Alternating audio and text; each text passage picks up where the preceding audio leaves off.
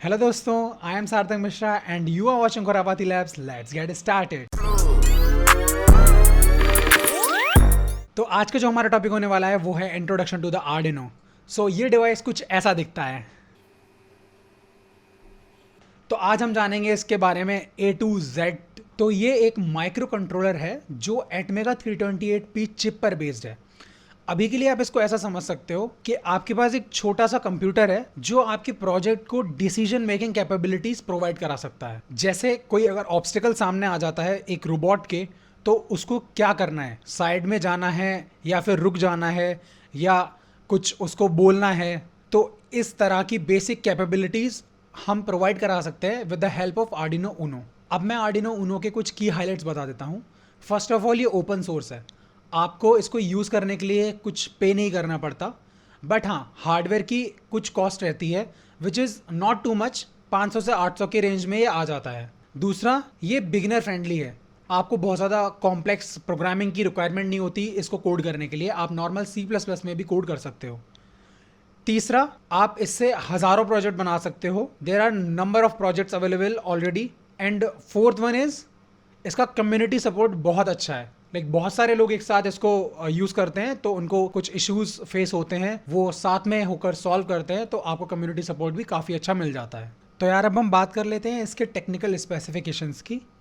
ये जो बोर्ड है वो 5 वोल्टेज पे काम करता है, और इसमें अगर हम डिजिटल पिन की बात करें तो हमें मिलती है 14। अब डिजिटल पिन क्या होता है, इसको हम ऐसा समझते हैं जैसे हमारे घर में नॉर्मल लाइट होती है, उसको हम स्विच ऑन और ऑफ करते हैं, तो उसमें केवल 2 स्टेज हैं, या तो वो ऑन हो सकती है या वो ऑफ हो सकती है। ऐसा नहीं होता कि तुम उसकी ब्राइटनेस कम कर दो, कर सकते हो, लेकिन उसके केस में हमें रेगुलेटर की नीड होती है। बट एक स्विच 2 ही काम कर सकता है, या तो वो ऑन कर सकता है सर्किट को या वो ऑफ कर सकता है।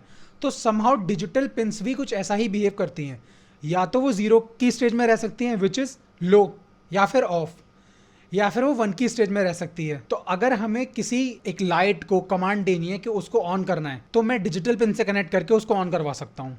और मुझे कोई सेंसर ऐसा है जिससे वैल्यू रीड करनी है, ये डिजिटल पिन्स जो हैं वो वैल्यू को रीड भी करने में काम आती हैं। ऐसा नहीं है कि हम स्विच ऑन और स्विच ऑफ ही कर सकते हैं। You can also take the values from the sensor, but वो वैल्यू 0 और 1 ही होनी चाहिए, यानी कि लो या हाई ही होनी चाहिए। ये हो गई डिजिटल पिन की बात। अब आते हैं एनालॉग पिन पे। हमें इसमें एनालॉग पिन मिल जाती है A0 से A5, टोटल 6 पिन्स। अब ये डिफरेंट कैसे होती हैं डिजिटल पिन से? ये जो एनालॉग पिन्स होती हैं जनरली यूज करी जाती हैं सेंसर से डेटा रीड करने में और इवन राइट करने में। फॉर एग्जांपल, आपके पास एक सॉइल मॉइस्चर सेंसर है। अब ये सेंसर हमें वैल्यू प्रोवाइड कराएगा कि कितनी ह्यूमिडिटी है विद इन द सॉइल। अब ये रेंज एक बड़ी है, तो हमें एक रेंज ऑफ वैल्यूज रीड करनी है फ्रॉम द सेंसर, तो इसके लिए हम यूज करेंगे एनालॉग पिन्स। अब हम जो कोड करते हैं वो कहाँ स्टोर होगा? उसके लिए यार होता है इसमें फ्लैश मेमोरी। अब ये फ्लैश मेमोरी हमें 32 KB की मिलती है आर्डिनो ऊनो के अंदर, और ये मोर देन एनफ होती है अगर आप स्मॉल प्रोजेक्ट बना रहे हो, तो दिस इज फाइन।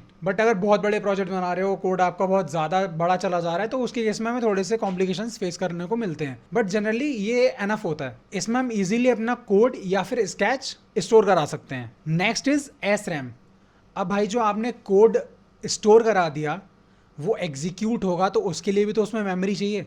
यहाँ पे आता है SRAM का काम, which is static random access memory. ये मेमोरी वोलाटाइल होती है। वोलाटाइल मतलब जब आप आर्डिनो में पावर हटा दोगे तब ये मेमोरी इरेज हो जाएगी। ये तभी तक काम करती है जब आपका कोड एग्जीक्यूट हो रहा होता है और आपके आर्डिनो ऊनो में पावर रहती है। तो आपने कोड स्टोर करा दिया फ्लैश मेमोरी में। जब आपका कोड चल रहा होता है तो कुछ वेरिएबल्स बना रहा होता है, कुछ डेटा स्टोर कर रहा होता है, वो डेटा जाता है SRAM में, और हमें यहाँ पे SRAM मिलती है 2 KB की, विच इज़ ऑल्सो फाइन।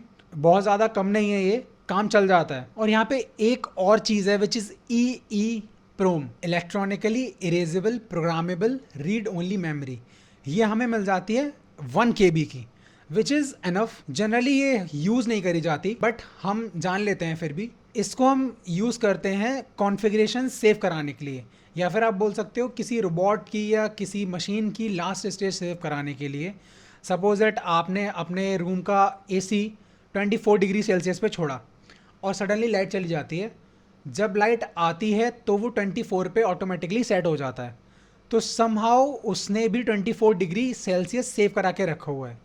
तो सेम तरह से हम समझ सकते हैं कि ये जो EEPROM है वो भी ऐसे ही कॉन्फ़िगरेशन सेव करा के रखती है। अब आ जाते हैं यार मेन चीज़ पे, हाउ टू यूज़। तो सबसे पहले आपको अपने पीसी में, अपने कंप्यूटर में आर्डिनो IDE को इंस्टॉल कर लेना है। आप नॉर्मल उसकी आर्डिनो की ऑफिशियल वेबसाइट पे जाकर, वहाँ पे डाउनलोड के सेक्शन में जाकर आप अपने ऑपरेटिंग सिस्टम के अकॉर्डिंग आर्डिनो IDE को डाउनलोड कर सकते हो। And second step is the sketch और द कोड। यहाँ पे हमें दो फंक्शन देखने को मिलते हैं, which is void setup and void loop। Coding का मैं एक अलग वीडियो बना दूंगा, अभी के लिए हम केवल देखने वाले हैं एग्जाम्पल को अपलोड करके। हम ले लेंगे LED ब्लिंकिंग का प्रोग्राम, जो कि सिंपल एक LED को ब्लिंक करा रहा होगा। तो आप भी यहाँ पे एग्जाम्पल में जाके LED ब्लिंकिंग का प्रोग्राम सिलेक्ट कर सकते हो। एंड देन यहाँ पे आपको दिख रहा होगा अपलोड का बटन और वेरीफाई का। तो आप चाहो तो पहले वेरीफाई करा लेना, इवन करा ही लेना, उसके बाद आप अपलोड पे क्लिक कर सकते हो। बट बिफोर दिस आपको अपना आर्डिनो ऊनो अपने लैपटॉप से या अपने पीसी से कनेक्ट करना पड़ेगा।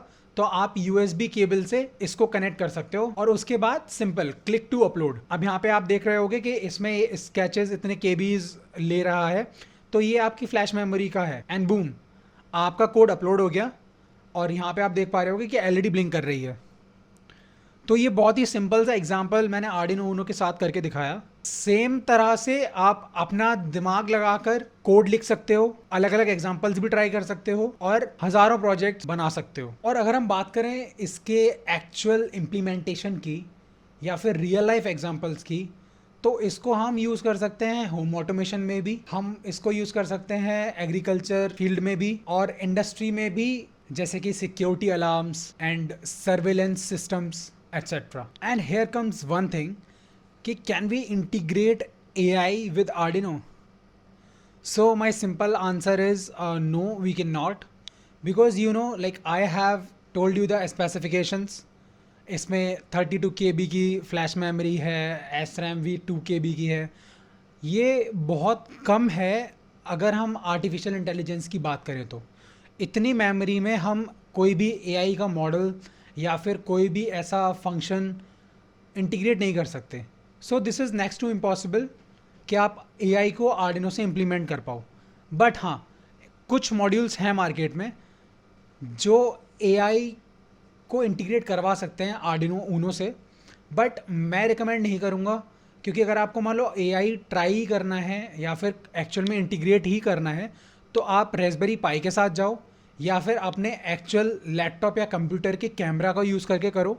बट अभी आर्डिनो ऊनो को अवॉइड करो, क्योंकि आप उसमें पैसे डालोगे और उतना अच्छा रिजल्ट आपको मिलेगा नहीं। आज की वीडियो में बस इतना ही, मिलते हैं अगली वीडियो में। कोई डाउट हो तो कमेंट सेक्शन खुला है, आप बताओ आर्डिनो ऊनो के साथ कौन सा एक्साइटिंग प्रोजेक्ट बनाने वाले हो।